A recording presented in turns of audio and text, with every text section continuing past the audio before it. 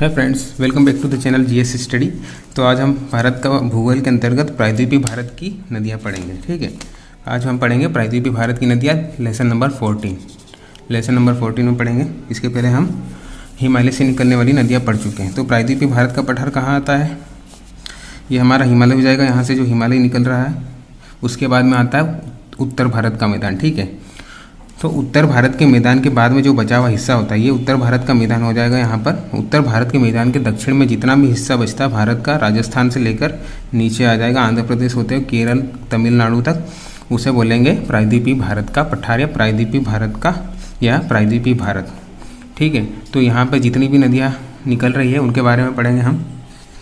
इसे ही प्रायद्वीपीय भारत को क्या बोलते हैं? मूल भारत कहते हैं। ये अफ्रीका से पहले जुड़ा हुआ था, फिर बाद में टूटकर अलग होकर एशिया से जुड़ गया, तैरकर एशिया के पास आ गया और यहाँ आकर जुड़ गया। ठीक है, तो हेडिंग डालेंगे हम प्रायद्वीपीय भारत की नदियाँ, और उसमें पहले पढ़ेंगे हम प्रायद्वीपीय भारत की नदी और हिमालय की नदियों में अंतर। तो पहला पॉइंट आपको दिख रहा होगा कि प्रायद्वीपीय भारत की नदियाँ जो है प्रौढ़ अवस्था में है, मतलब आधार तल को प्राप्त हो गई है, और हिमालय से निकलने वाली जो नदियाँ हैं वह युवावस्था में और अपनी घाटी को निरंतर गहरा कर रही है। ठीक है, तो प्रौढ़ अवस्था में आ गई, मतलब ये बूढ़ी हो चुकी है, आधार तल को प्राप्त हो गई है। इसका मतलब यह है कि ये समुद्र में जो तल, समुद्र में जिस तल में गिर रही है, समुद्र के तल के बराबर यह प्राप्त हो गई। अपनी घाटी को इन्होंने बहुत समय से बह रही है। तो हमें पता है कि जब भी पानी बहता है तो ऊंचाई से नीचाई की ओर बहता है। तो यह काफ़ी सालों से, हजारों सालों से ऊंचाई से नीचाई की ओर गिरते हुए ये हो गया समुद्र का लेवल। ये नदियाँ जो गिर रही है धीरे धीरे, ये जो इन्होंने अपनी घाटियों को काटना आरंभ कर दिया और काटते काटते काटते ये समुद्र के लेवल में पहुंच गई है। अब अपनी घाटी को गहरा नहीं कर रही है, सिर्फ बह रही है, अपनी घाटी को गहरा नहीं करी क्योंकि वो आधार तल को प्राप्त हो गई। इसलिए ये जो है बूढ़ी हो चुकी है, प्रौढ़ अवस्था में है। और हिमालय की निकलने वाली नदियाँ जो हैं युवावस्था में हैं। ये अभी भी समुद्र के लेवल के पास नहीं पहुंच पाई है, अभी भी ऊंचाई से ही गिर रही है। ठीक है, ये समुद्र हो गया और ये ऊंचाई पर से गिर रही है अभी भी। तो अपनी घाटियों को ये निरंतर अभी भी गहरा कर रही है। जैसा कि हमने पढ़ा था, ये गार्ज का निर्माण करती है अभी भी घाटियों का, और यह जो है गार्ज का निर्माण नहीं कर रही है प्रायद्वीपीय भारत की नदियाँ, इसीलिए क्योंकि आधार तल को प्राप्त हो गई है। दूसरा पढ़ेंगे हम, दूसरा डालेंगे, इनका मार्ग निश्चित होता है। यह इनका जो मार्ग है निश्चित है क्योंकि यह प्रायद्वीपीय भारत के पठार की नदियां हैं, और प्रायद्वीपीय भारत का पठार एक कठोर चट्टानी संरचना है। ठीक है, तो इनका जो मार्ग है, चट्टान को बहुत कम काटती है नदियां, इसलिए इनका मार्ग कठोर चट्टानी संरचना द्वारा जो है वह निश्चित बना हुआ है। लेकिन जब यह अब हिमालय से निकलने वाली नदियाँ उत्तर भारत के मैदान में पहुँचती है तो वह चट्टानी भाग नहीं है, वहाँ पर जो है रेत कंकड़ मिट्टी से बना हुआ उत्तर भारत का मैदान है, जिसके कारण यह मैदान में प्रवेश करती है और विसर्प का निर्माण करती है। ठीक है, अपना विसर्प का निर्माण करती है, लेकिन प्रायद्वीपीय भारत की नदियाँ विसर्प का निर्माण नहीं करती हैं। और यह प्रायद्वीपीय भारत की नदियाँ कम लंबी होती है, यह अधिक लंबी होती है हिमालय की नदियाँ। इनका जो जल का स्रोत है प्रायद्वीपीय भारत की नदियों का अधिकतर जो है वह वर्षा से प्राप्त होता है ना इन्हें जल, लेकिन इनका जल स्रोत हिमालय से निकलने वाली नदियों को वर्षा से तो प्राप्त होता ही है, साथ ही साथ ग्लेशियर से भी प्राप्त होता है। ग्लेशियर क्या होते हैं? बर्फ़ के बड़े बड़े टीले होते हैं जो पर्वतों पर रहते हैं। पर्वत मतलब हिमालय पर स्थित होते हैं, क्योंकि हिमालय की ऊंचाई बहुत अधिक है, इसलिए वहाँ पर ग्लेशियर पाए जाते हैं। हिमालय की औसत ऊंचाई है लगभग 6000 मीटर, 6000 मीटर है, 600 लिखते हैं, 6000 मीटर है। और हिम रेखा मतलब एक ऐसी रेखा जिसके ऊपर पानी जो है बर्फ़ बनने लग जाता है। हिम रेखा की औसत ऊंचाई है 4400 मीटर। तो हिमालय की औसत ऊंचाई 4400 से ऊपर हो रही है। इसका मतलब यह है कि हिमालय पर अधिकतर ही ग्लेशियर पाए जाते हैं। ग्लेशियर पाए जाने के लिए ऊंचाई 4400 मीटर से अधिक होना चाहिए, और हिमालय की औसत ऊंचाई 6000 मीटर है, मतलब अधिक है हिम रेखा से। लेकिन प्रायद्वीपीय भारत की अधिक औसत ऊंचाई है 800 मीटर। 800 मीटर होने के कारण यह जो है हिम रेखा को पार नहीं करता, इसलिए यहाँ पर ग्लेशियर नहीं पाए जाते। कहाँ पर? प्रायद्वीपीय भारत के पठार पर। इसलिए यहाँ से निकलने वाली नदियों का जल स्रोत ओनली वर्षा होता है। ठीक है, ये बता चुका हूँ मैं। गार्ज का निर्माण नहीं करती हैं ये, क्योंकि आधार तल को प्राप्त हो गई हैं। यह गहरे गार्ज का निर्माण करती है क्योंकि अभी भी अपनी घाटी को गहरा कर रही है। ये बड़े डेल्टा नहीं बनाती है, और यह जो है बड़े डेल्टा बनाती है हिमालय से निकलने वाली नदियाँ। ओके, तो फ्रेंड्स आगे बढ़ेंगे, हम लिखेंगे आगे प्रायद्वीपीय भारत के पठार की नदियों को दो भागों में बांट सकते हैं हम। ठीक है, दो भागों में बांट सकते हैं। कौन कौन सी हो जाएगी, एक तो है बंगाल की खाड़ी में गिरने वाली नदियाँ हैं जो हो जाएगी, और दूसरा हो जाएगी अरब सागर में गिरने वाली नदियाँ हो जाएगी। तो आज हम पढ़ेंगे ओनली बंगाल की खाड़ी में गिरने वाली नदियाँ। तो फ्रेंड्स, ये मैं आपको डायग्राम ले आया हूँ। ये है हमारा पूरा प्रायद्वीपीय भारत, ठीक है। जैसा मैंने बताया था, प्रायद्वीपीय भारत कहाँ है से शुरू होता है, ये यहाँ से शुरू होता है। इतना इतना जो हिस्सा है इसी को मैंने बड़े लेवल पर ड्रॉ कर दिया है यहाँ पर, ठीक है। ये दिख रहा होगा आपको। तो फ्रेंड्स, ये जो हमारी है प्रायद्वीपीय भारत के पठार की नदियाँ हैं जो कहाँ गिर रही है, बंगाल की खाड़ी में गिर रही है, ठीक है। यहाँ से निकलती है और गिरती है बंगाल की खाड़ी में। इधर जो है बंगाल की खाड़ी है, ठीक है। ये हो जाएगा बंगाल की खाड़ी, समुद्री इलाका है बंगाल की खाड़ी, इधर बोलते हैं बंगाल की खाड़ी। और इस तरफ जो समुद्र है पश्चिम में उसे बोलते हैं अरब सागर, ठीक है, अरब सागर। ये है हमारा प्रायद्वीपीय भारत। ये डायरेक्शन मैंने बना दी, उत्तर दक्षिण, और यह पूर्व और यह पश्चिम। तो ये जो प्रायद्वीपीय भारत की जो नदियाँ हैं, यह बंगाल की खाड़ी में जो गिरने वाली है उनकी डायरेक्शन क्या हो जाएगी, यह निकलती है पश्चिम से पूर्व की ओर गमन करती है, ठीक है। पश्चिम से निकलती है और इनका जो मुहाना है, आखिरी मुंह जो है वह पूर्व की ओर है बंगाल की खाड़ी में। कौन कौन सी नदियाँ निकल रही है, तो ये हो जाएगा, ये जो मैंने बनाया है महाराष्ट्र है, ये छत्तीसगढ़ है, दिख रहा होगा छत्तीसगढ़ है। ये हो गया झारखंड, ये है हमारा पश्चिम बंगाल, ठीक है, याद रखेंगे पश्चिम बंगाल है। ये है हमारा उड़ीसा है, ये जो छोटा सा राज्य दिख रहा है ये है तेलंगाना। तेलंगाना के पास में है आंध्र प्रदेश, आंध्र प्रदेश के पास में है कर्नाटक, और ये जो छोटा सा दिख रहा है ये है गोवा, ठीक है। और नीचे के दो राज्य हैं, यह है केरल है और यह है तमिलनाडु, ठीक है। तमिलनाडु ये रहा यहाँ तक, और इसके बाद में है ये आंध्र प्रदेश। तो पहले यहाँ से शुरू करते हैं, उत्तर से दक्षिण की ओर जो क्रम है पूर्व की बंगाल की खाड़ी में गिरने वाली नदियों का ये है।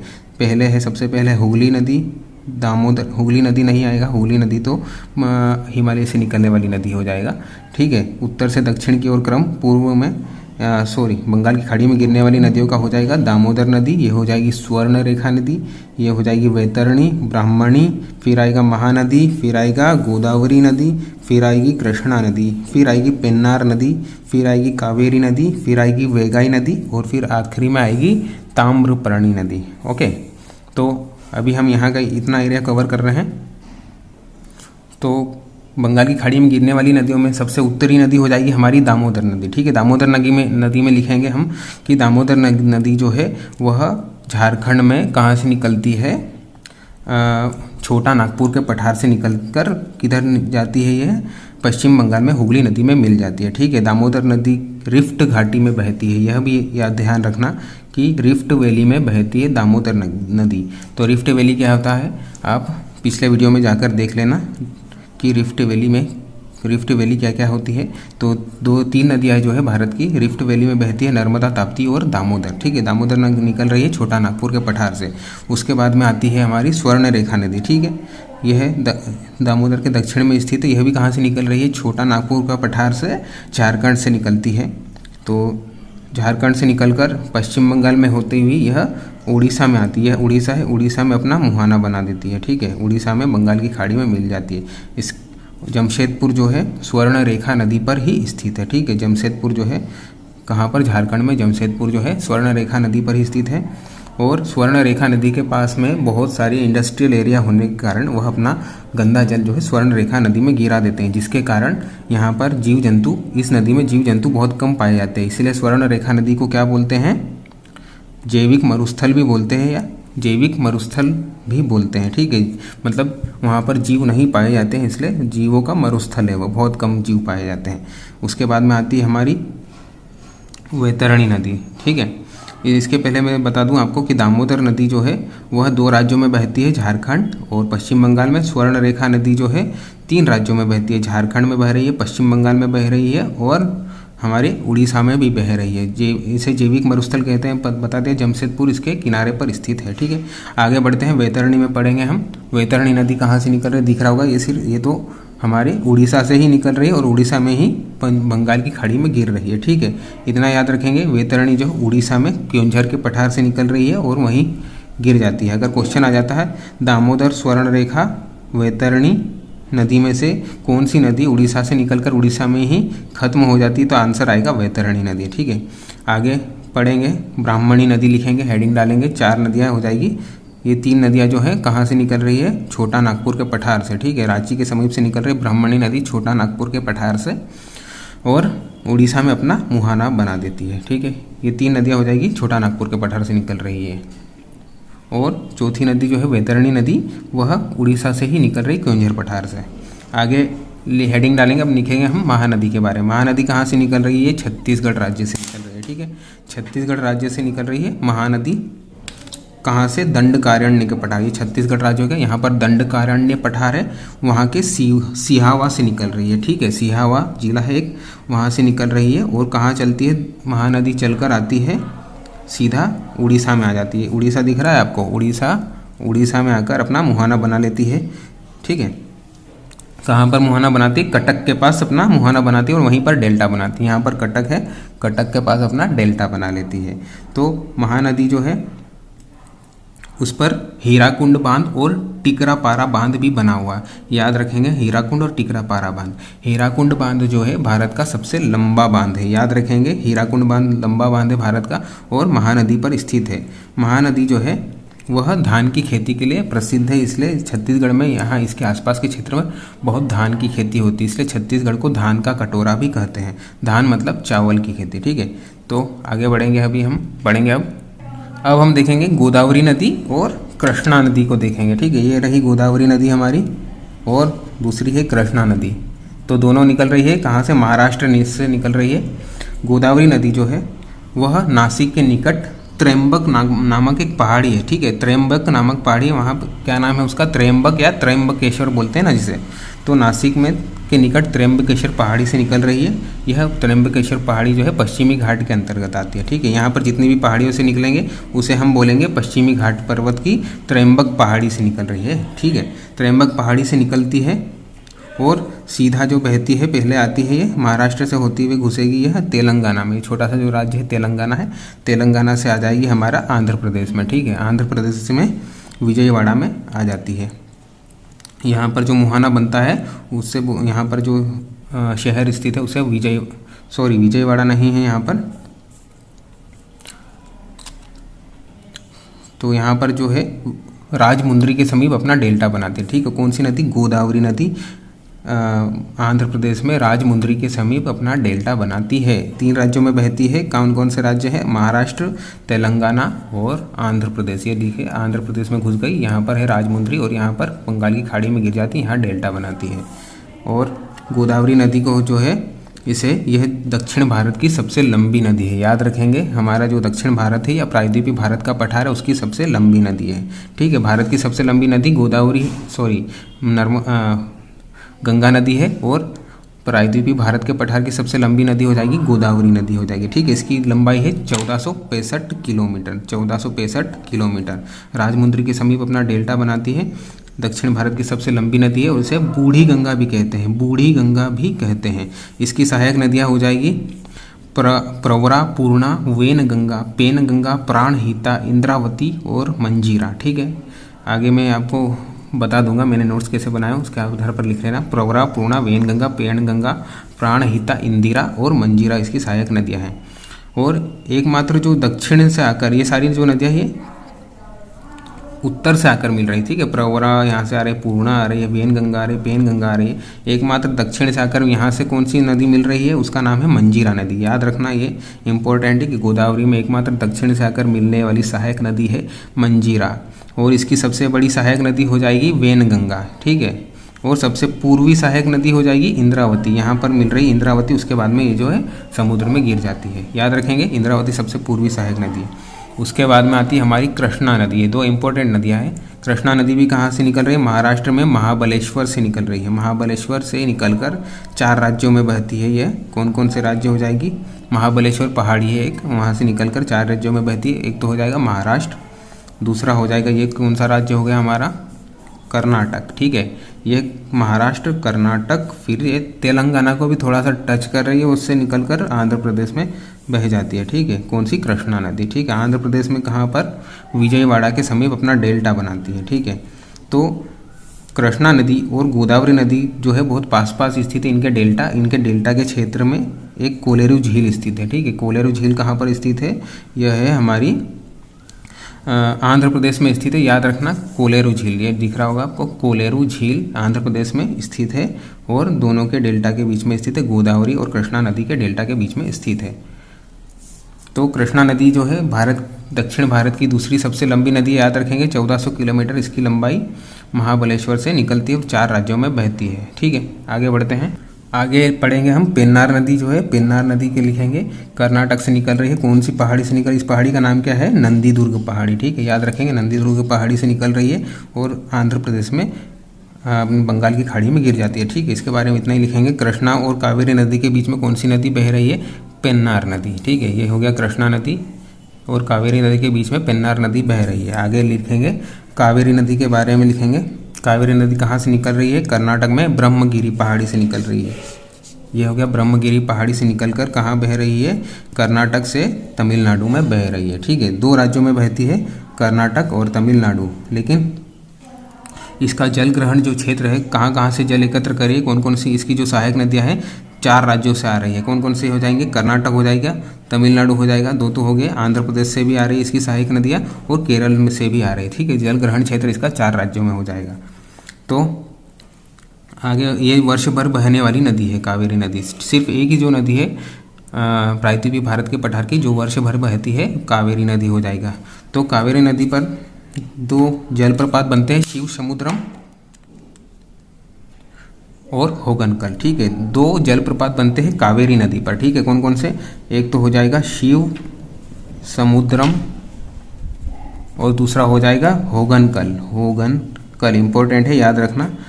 और जब कावेरी नदी पर ही भारत की सबसे पहली जल विद्युत परियोजना लागू बनाई गई थी। कौन सी थी जल विद्युत परियोजना, शिव समुद्रम। ठीक है, शिव समुद्रम एक द्वीप है, वहाँ पर सबसे पहले हाइडर पावर प्रोजेक्ट लगाया था। ठीक है, तो कावेरी नदी जब कर्नाटक में बहती है तो 3 द्वीप बनाती है। ठीक है, कावेरी नदी ऐसी बह रही है तो इसके बीच में 3 द्वीप बन जाते हैं, एक द्वीप, दूसरा द्वीप, तीसरा द्वीप।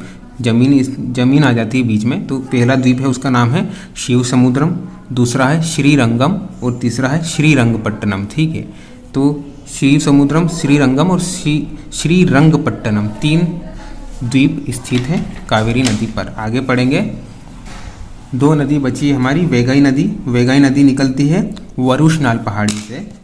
कहाँ पर, तमिलनाडु से ही निकल रही है, तमिलनाडु में ही मुहाना बनाती है पाक खाड़ी में। ठीक है, पाल्क खाड़ी बोलते हैं, ये बंगाल की खाड़ी में ही छोटी सी एक और खाड़ी, उसे बोलते हैं पाक खाड़ी। वरुशनाल पहाड़ी से निकल रही तमिलनाडु में पाक खाड़ी में गिर जाती है। और दूसरी जो है हमारी ताम्रपर्णी नदी है, कहाँ से निकल रही है, तमिलनाडु में ही अगस्तमलाई चोटी से निकल रही है, अगस्तमलाई चोटी से निकल रही है और मन्नार की खाड़ी में गिर रही है। ठीक है, याद रखेंगे, ये मन्नार की खाड़ी में गिर रही ताम्रपर्णी और पाक खाड़ी में गिर रही है वेगाई नदी। ओके, तो जो हमने डायग्राम में पढ़ा है वही यहाँ पर मैंने थ्योरी में कवर किया है। बंगाल की खाड़ी में गिरने वाली नदियाँ उत्तर से दक्षिण की ओर क्रम, दामोदर, स्वर्णरेखा, वैतरणी, ब्राह्मणी, महानदी, गोदावरी, कृष्णा, पेन्नार, कावेरी, वेगाई और ताम्रपर्णी। ठीक है, वैतरणी सबसे पहले दामोदर के बारे में लिखेंगे, जो मैंने बताया है मैंने नहीं लिखा है यहाँ पर। उसके बाद में स्वर्णरेखा के बारे में लिखेंगे, रांची से निकलती है, छोटा नागपुर का पठार से 3 राज्यों में बहती है। कौन कौन से राज्य मैंने बता दें, इसे जैविक मरुस्थल भी कहते हैं और जमशेदपुर इसके तट पर स्थित है। वैतरणी नदी ओडिशा के केओंझर पठार से निकलती है। ब्राह्मणी रांची के समीप वहीं छोटा नागपुर के पठार से निकलती है, उड़ीसा में अपना मुहाना बनाती है। आगे महानदी के बारे में लिखा है, छत्तीसगढ़ में दंडकारण्य के पठार से रायपुर जिले के सिहावा से निकलती है। उड़ीसा में कटक के पास डेल्टा बनाती है। हीराकुंड बांध, टिकरापारा बांध स्थित है इस पर, धान की खेती के लिए प्रसिद्ध है। गोदावरी नदी के बारे में लिखेंगे, दक्षिण की सबसे लंबी नदी, बूढ़ी गंगा भी कहते हैं इसे। त्रयंबक पहाड़ी से निकलती है महाराष्ट्र में, तेलंगाना, आंध्र प्रदेश में राजमुंद्री के समीप डेल्टा बनाती है। 1465 किलोमीटर इसकी लंबाई है। सहायक नदियाँ कौन कौन सी हो जाएगी, प्रवरा, पूर्णा, वेनगंगा, पेनगंगा, प्राणहिता, इंद्रावती और मंजीरा नदी। ठीक है, एकमात्र दक्षिण से आकर मिलने वाली नदी हो जाएगी मंजीरा नदी। वेनगंगा इसकी सबसे बड़ी सहायक नदी है। सबसे पूर्वी सहायक नदी हो जाएगी इंद्रावती नदी। ठीक है, कृष्णा नदी के बारे में लिखे, दक्षिण भारत की दूसरी सबसे लंबी नदी, लंबाई हो जाएगी इसकी 1400 किलोमीटर। ठीक है, 1400 किलोमीटर। पहली हो गई गोदावरी, दूसरी कृष्णा। कहाँ से निकल रही है, महाराष्ट्र में महाबलेश्वर से निकल रही है। 4 राज्यों में बहती है, महाराष्ट्र, आंध्र प्रदेश, तेलंगाना, कर्नाटक। ठीक है, विजयवाड़ा में डेल्टा बनाती है और कोलेरू झील जो है दोनों के डेल्टा के बीच में स्थित है। तो इस कृष्णा की सहायक नदियाँ कौन कौन सी हो जाएगी? तुंगभद्रा, घटप्रभा, मालप्रभा, दूधगंगा, पंचगंगा, भीमा, कोयना नदी और मूसी नदी। ठीक है, हैदराबाद जो है हमारा मूसी नदी के तट पर ही स्थित है। आगे लिखेंगे पेन्नार नदी कर्नाटक में कोलार से निकलती है। याद रखेंगे, कर्नाटक में कोलार से निकलती है। कौन सी पहाड़ी से निकल रही है? नंदी दुर्ग से निकल रही है पेन्नार नदी। ठीक है, कावेरी नदी के बारे में लिखेंगे, यह कर्नाटक में ब्रह्मगिरी पहाड़ी से निकल रही है और दक्षिण भारत की गंगा बोलते हैं इसे, किसे? कावेरी नदी को। इसे rice ball of south India भी कहते हैं। धान का कटोरा, दक्षिण भारत का धान का कटोरा कहते हैं क्योंकि इसके आसपास में धान की खेती बहुत अधिक की जाती है। आगे बढ़ेंगे, इसका जल ग्रहण क्षेत्र 4 राज्यों में स्थित है, कर्नाटक, तमिलनाडु, आंध्र प्रदेश, केरल, लेकिन बहती है सिर्फ कर्नाटक और तमिलनाडु में। बता दिया है मैंने। सहायक नदी कौन कौन सी हो जाएगी? कावेरी नदी की शिमसा, हेमावती, अर्कावती, होनूहोल, लक्ष्मण तीर्थ, भवानी, लोकपावनी और अमरावती। ठीक है, और यह वर्ष भर बहने वाली नदी है। और आगे बढ़ेंगे, वेगाई नदी के बारे में लिखेंगे हम। वेगाई नदी का उद्गम कहाँ से होता है? तमिलनाडु में। वेगाई नदी तमिलनाडु से होता है, तमिलनाडु में ही अपना मुहाना बना लेती है। वरुषनाल पहाड़ी से होता है उसका उद्गम, मदुरै इसके किनारे पर ही स्थित है और पाक खाड़ी में गिर जाती है। बंगाल की खाड़ी में पाक खाड़ी में गिरती है। ठीक है, ताम्रपर्णी नदी इसका उद्गम होता है अगस्त मलाई चोटी से, जो कि कार्डेमम पहाड़ी पर स्थित है। याद रखेंगे, और यह तमिलनाडु में ही स्थित है और मन्नार की खाड़ी में गिर जाती है ताम्रपर्णी नदी। ठीक है फ्रेंड्स, तो अगले वीडियो में हम पढ़ेंगे पश्चिम की ओर गिरने वाली नदियाँ या फिर अरब सागर में गिरने वाली नदियाँ। Okay friends, bye bye, take care. Video अच्छा लगा हो तो लाइक कर दीजिएगा और चैनल को सब्सक्राइब कर दीजिएगा।